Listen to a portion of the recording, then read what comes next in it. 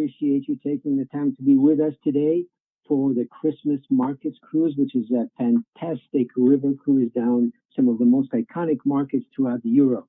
With me, who is actually an expert at it, is Richard from AMA Waterways, and my name is Zygmunt from rivercruisecenter.com.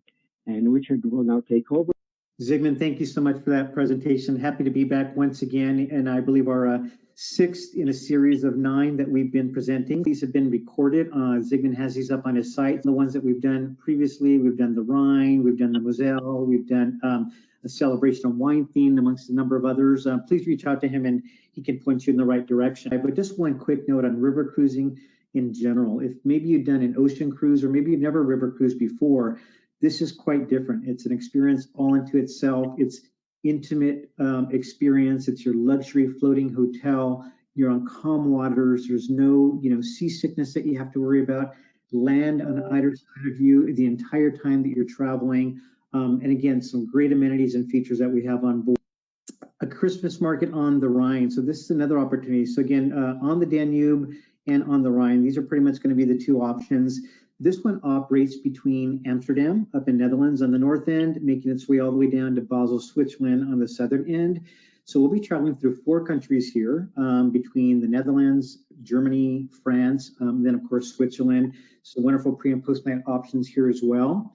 One thing unique about Amsterdam is that they don't have any Christmas markets, as you'll find in some other areas of Europe, along the Danube and the Rhine in particular, but they do have a Festival of Lights tour. So it's basically lights everywhere. You can see some of the lights here over the canal, the way the buildings are lit up, even the boats for the canal cruises and how they're lit up. So while there's not the Christmas markets going on, there's still plenty of other things to do. And of course, the way it's all lit up, it still feels very, very festive. So an amazing town, great cafes, great restaurants to go to, museums and galleries. I always share as a tip for any pre and post option in line with what Zygmunt mentioned about getting there before to acclimate. Make some reservations to the special places you want to go. You don't want to travel this far to be disappointed that you can't get into a place. So spend some time to think about those places, check in with Zygmunt and he can make some tips for you. We will always include a Haarlem Canal cruise for anybody that joins us for a pre-stay here in Amsterdam. Making our way then down to Cologne, very leisurely cruise down the Rhine here. We'll stop into Cologne. Fantastic, one of the best Christmas markets I would say here. You can just look down here and see all the stalls, that beautiful golden Christmas tree right there in the center. A lot of options, a lot of great shopping for you to do, some great food. The Cologne Cathedral, just dominates the skyline right here in the back. And a little bit of history on this one. They started constructing this back in 1249 and took well over 600 years to complete. It was actually 634 years to complete. If you can just get up close to this building, not only is it absolutely immense, it is gigantic, but the detail that literally goes into every inch of construction is absolutely amazing. And then walking inside this Gothic cathedral is just something that you must do. So we actually dock no more than about 8-minute walk, maybe 10-minute walk if you're going a bit leisurely from the Cologne Cathedral. Cologne is actually known for their Kolsch beer. We include a Kolsch beer tasting tour. There's a guided cycling tour if you want to do that. We also have a Holy City walking tour. So lots of things that you can do. And again, plenty of free time for you to meander around and just kind of explore on your own. We make our way then down through this area. We'll actually pass through the Rhine Gorge, which is one of my favorites. It's just about a 5-hour leisurely trip through there where the cruise manager is giving some commentary on all these amazing castles we're passing by. We'll then make our way into the wonderful town of Rudesheim. And I had to include this here because this was one of my favorite experiences in Rudesheim. It's the Rudesheimer coffee, and it's actually this German Osbach brandy that they take and they pour from about a good 1.5 feet over the mug into these specially designed coffee mugs. They'll then add in a really dark bold coffee with some vanilla cream and some chocolate shavings like we see here. And the taste is just, it tastes like Christmas once again, and it warms you up. We're serving this on board the ship as well too. Zygmunt, I can share this, the ingredients here and the preparation for this afterwards if you want to share it out with some of your clients also. But it's just a fun thing to do at Christmas if you get yourself a hold of some of this German Osbach brandy. I'm going to have to try a few of them first before I give them to my clients. I'll test about 5 to 10 glasses first. That, yeah, at minimum. There you go. If you're still standing. Heidelberg is another town that we'll stop at, then making our way further south. So we actually pull into the town of Ludwigshafen, and then you'll have an opportunity to go over to Speyer. You can spend some time there in the town. We don't have a lot to do necessarily there. Most guests will make their way over to Heidelberg, Germany. This is actually not on the Rhine River, but on the Neckar River. And if you're going to do a cycling tour, definitely do it on the Neckar River. If it's the only one that you do, it's just incredibly scenic here. But again, a great picture here of the Christmas market, this wonderful little town. You have Heidelberg Castle, which is this amazing little hillside looking over the town. You take this beautiful little funicular ride up there and then kind of tour up in the area. Depending what time of year that you go, if it's kind of the middle of November, you still may catch a lot of that beautiful fall foliage color with some of the leaves still being on the trees. So just a really wonderful time, a great stop along the way. From Heidelberg, we will then continue down south on the river, and then we'll next big stop is going to be Strasbourg, and lots to share about Strasbourg. Just from the architect, those half timber homes that we see here dating back to 16th, 17th century. This is known as the Venice of the North, at least to the local Alsatians in the area, in the Alsatian region here. A lot of wonderful little canals, beautiful little alleyways and streets to walk around. Lots of Christmas markets here too. Outside of the Christmas market, this is just a great place to shop. So, for you ladies or even you gentlemen, if you're into shopping, another little thing that I like to share is that they're known for their storks. Actually throughout the entire Alsatian region, it's kind of the bird of the area. And if you go on one of the guided cycling tours or do one of the walking tours, there's a beautiful little park called Orangery Park, which is acted as a protective reserve back to like the mid 1980s, I believe it is. And the birds themselves are just beautiful to see, but their nests are huge and absolutely amazing. So again, just one of those other little things that you can maybe look forward to. Another thing that I'll mention. Go ahead. I was just going to mention the Strasbourg Cathedral. That is a fantastic cathedral. When you're walking through town and walking around the square, and then you get around the building, and all of a sudden you see this huge cathedral just jumping out from the ground. You're just amazed, absolutely, how they could have built this structure. You have to visit the cathedral. Absolutely, absolutely. So again, one of those large towns we're going to spend quite a bit of time because there's just so much to do here, and we want to give you some free time as well. Well, then in this trip, and again, I'm not giving you every last detail. I wanted to really call out some of the highlights. We'll pull into the wonderful town of Basel, Switzerland, and I love this picture because to me it just looks like a gingerbread, story setting right here, and a lot of history here, lots to explore in Basel, Switzerland. But our post trip is actually going to be an option to go up to Lucerne and Zurich, 2 nights in each of those locations. Of course, we talked about Amsterdam. Depending which direction on the river you're going, you can do 2 pre or post nights there.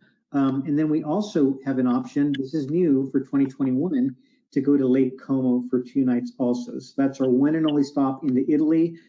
So that would be something really special to take in as well. So again, a lot of options for our guests. Those were really the main highlights that we wanted to call out. You can imagine all the things that we left out here to do, but hopefully it just, again, just inspires you enough to add this to your list. We're not certain if we're going to be able to go this year. We absolutely anticipate being able to go next year. So once again, hopefully you can add it to your list and plan for future Christmas market sailing. Right, just one comment about Lucerne and Como. Those are probably the 2 places I would visit because Lucerne is just absolutely gorgeous and beautiful, and so is Lake Como. Whereas Zurich is a big town, Lucerne is has a giant lake with beautiful mountains surrounding it.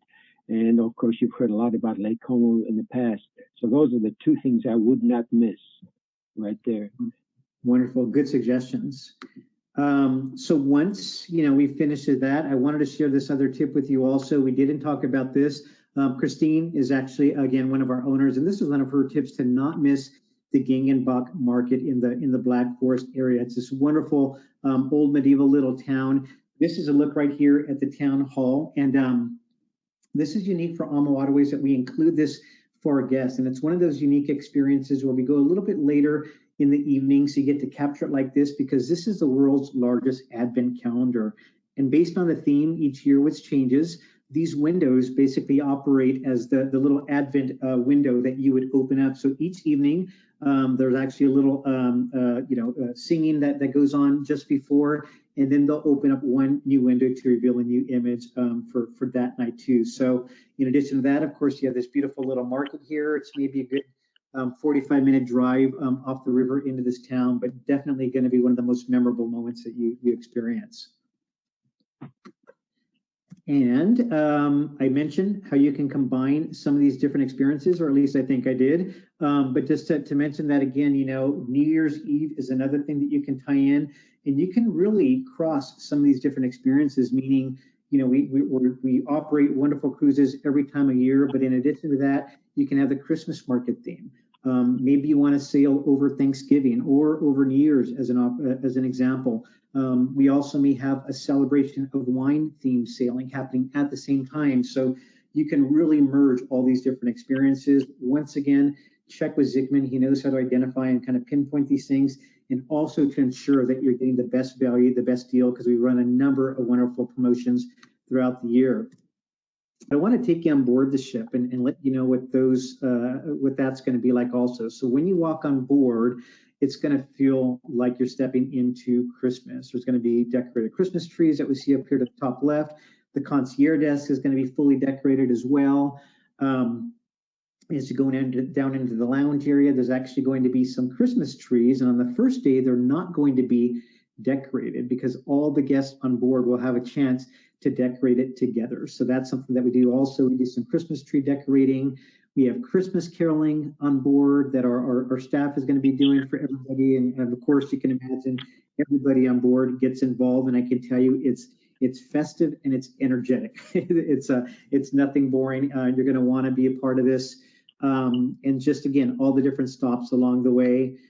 The other part that I think just makes the holiday special any time of year, no matter where you are going to be the Christmas treats that you're being served. So from the traditional, Christmas goose that we're cooking, to the stolen bread, to the Black Forest cake that we serve on board, again, to the glühwein that we're serving, those hot spicy sausage links.